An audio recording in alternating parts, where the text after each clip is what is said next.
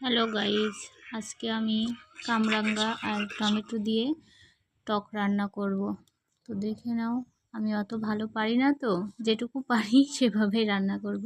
প্রথমে কামরাঙ্গা আর টমেটোগুলো কেটে নিলাম, এই দেখো।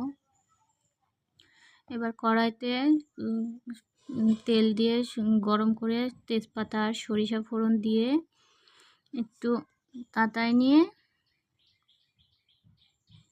তারপরে টমেটো আর কামরাঙ্গাগুলো দিয়ে দেব।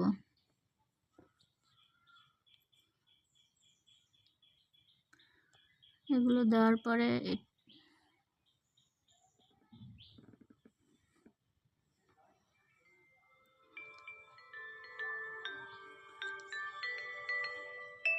লবণ আর হলুদ দিব, হালকা করে নেড়ে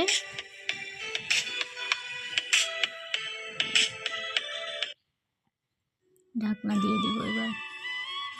আর আমি এটা গুড় দিয়ে টকটা রান্না করব, সেই জন্য কুশিরের গুড়টা আমি কুন্নি দিয়ে কুড়ে নিলাম। ঢাকনা খুলে একটু ওই যে এরকম করে নেড়ে নিচ্ছি।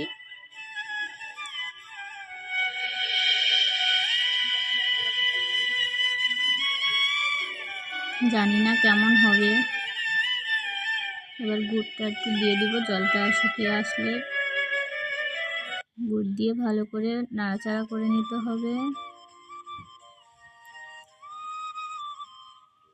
নাড়াচাড়া করার পরে জলটা শুকিয়ে গেলে নামিয়ে নেবে। যে যেমন মিষ্টি খাবে সে তেমন গুড় অথবা চিনি ব্যবহার করবে, সমস্যা নেই।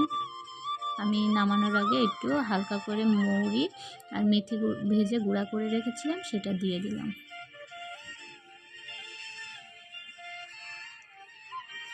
এই যে আমার টকের ফাইনাল লুক।